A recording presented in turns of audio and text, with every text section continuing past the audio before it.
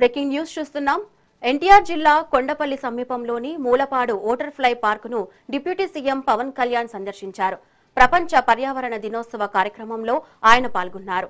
Seed balls తయారు చేసే కార్యక్రమానికి పవన్ శ్రీకారం చుట్టారు.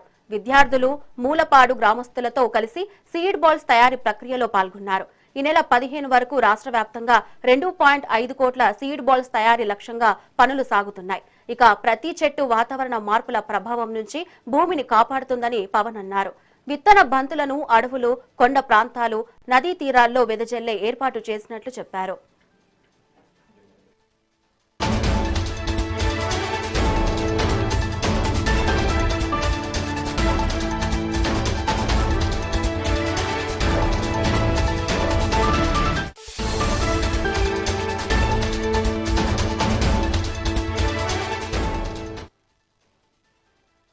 బ్రేకింగ్ న్యూస్ చూస్తున్నాం. ఎన్టీఆర్ జిల్లా కొండపల్లి సమీపంలోని మూలపాడు ఓటర్ ఫ్లై పార్కును డిప్యూటీ సీఎం పవన్ కళ్యాణ్ సందర్శించారు. ప్రపంచ పర్యావరణ దినోత్సవ కార్యక్రమంలో ఆయన పాల్గొన్నారు. సీడ్ బాల్స్ తయారు చేసే కార్యక్రమానికి పవన్ శ్రీకారం చుట్టారు. విద్యార్థులు మూలపాడు గ్రామస్తులతో కలిసి సీడ్ బాల్స్ తయారీ ప్రక్రియలో పాల్గొన్నారు. ఈ నెల 15 వరకు రాష్ట్ర వ్యాప్తంగా 2.5 కోట్ల సీడ్ బాల్స్ తయారీ లక్ష్యంగా పనులు సాగుతున్నాయి. ఇక ప్రతి చెట్టు వాతావరణ మార్పుల ప్రభావం నుంచి భూమిని కాపాడుతుందని పవన్ అన్నారు. విత్తన బంతులను ఏర్పాటు చేసినట్లు చెప్పారు. ఈరోజు 2.5 కోట్ల విత్తనాల బంతులు కార్యక్రమంలో పాల్గొంటున్న ప్రతి ఒక్కరికి నా హృదయపూర్వక ప్రపంచ పర్యావరణ దినోత్సవ శుభాకాంక్షలు. ఈ పర్యావరణ పరిరక్షణ సంకల్పానికి మద్దతుగా ఆంధ్రప్రదేశ్ ప్రభుత్వం తరపున 2 అద్భుతమైన కార్యక్రమాలకి శ్రీకారం చుట్టాం. గౌరవ ప్రధానమంత్రి శ్రీ నరేంద్ర మోదీ గారు ఏక్ పేడ్ మాకే నామ్ పేరు మీద థీమ్ తోటి దేశం నలుమూలన ఒక చెట్టు నాటాలంటే ఎవరి పేరు మీద కంటే కూడా తల్లి పేరు మీద నాటడం చాలా స్ఫూర్తిదాయకం అని చెప్పి ఆయన ప్రారంభించిన ఈ కార్యక్రమానికి నాకు జన్మనిచ్చిన మా అమ్మగారు శ్రీ అంజనాదేవి గారి పేరిట ఈ రోజున మూలపాడు బటర్ఫ్లై పార్క్లో తెల్లపునికి మొక్కను నాటడం జరిగింది.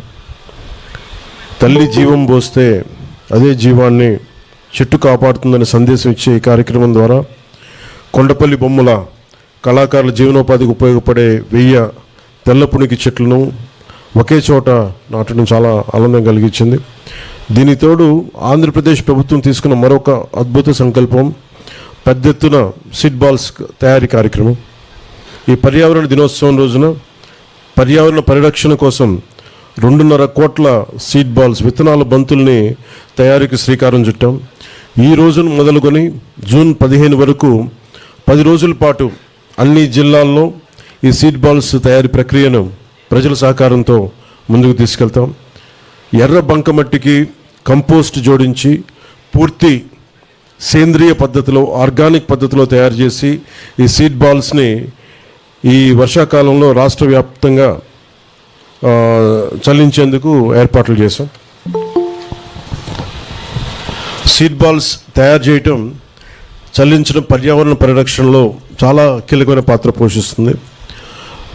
ఒక సీడ్ బాల్ ఒక చెట్టుని సృష్టించేంత శక్తి కలిగి ఉంటుంది. మామూలుగా విత్తనాలు నాటేయడం వేరు, దాన్ని ఈ ఒక ఎక్స్ట్రా లేయర్ ప్రొటెక్షన్ లేయర్ కింద దీనిని ఈ సీడ్ బాల్ రూపంలో దీన్ని విత్తనాల లోపల పెట్టి ప్రతి చిన్న సీడ్ బాల్కి 1.5 సెంటీమీటర్, మన డ్రోన్ ద్వారా అయితే 1.5 సెంటీమీటర్, అదే చేతి ద్వారా అయితే ఒక చిన్న ఉండలాగా వీటన్నిటినీ తయారు చేస్తూ ఉన్నాం. ప్రతి సీడ్ బాల్ ఒక చెట్టుని సృష్టించగలిగే శక్తి ఉంటుంది. ఈ ప్రతి చెట్టు వాతావరణ మార్పుల ప్రభావం నుంచి భూమిని రక్షిస్తూ ఉంది, ఎయిర్ క్వాలిటీ పెంచుతుంది, నీటిని సంరక్షిస్తుంది, సస్టైనబుల్ బయోడైవర్సిటీ జీవ వైవిధ్యాన్ని పెంపొందిస్తుంది. ఈ సీడ్ బాల్స్ని అడవులు, కొండ ప్రాంతాల్లో, మొక్కలు తక్కువగా ఉన్న ప్రదేశాలు, నదీ తీరాలు, చెరువు గట్లు, ఖాళీ ప్రదేశాల్లో వెదజల్లే ఏర్పాటును చేస్తూ ఉన్నాం. కొండలు మనుషులు వెళ్ళలేని ప్రాంతాల్లో సీడ్ బాల్స్ చల్లేందుకు అధునాతన డ్రోన్ సహాయంతో దీన్ని జల్లిస్తూ ఉన్నాం. రాష్ట్రాన్ని హరితవనంగా మార్చడం కూటమి ప్రభుత్వం యొక్క లక్ష్యం. ఈ అద్భుత కార్యక్రమంలో విద్యార్థులు, మహిళలు, స్వయం సహాయక సంఘాలు, స్వచ్ఛంద సంస్థలు, అధికారులు, ప్రజాప్రతినిధులతో పాటు ప్రతి ఒక్కరూ బాధ్యతగా పాల్గొని ఈ ప్రజా ఉద్యమంలో దీన్ని చేయాలని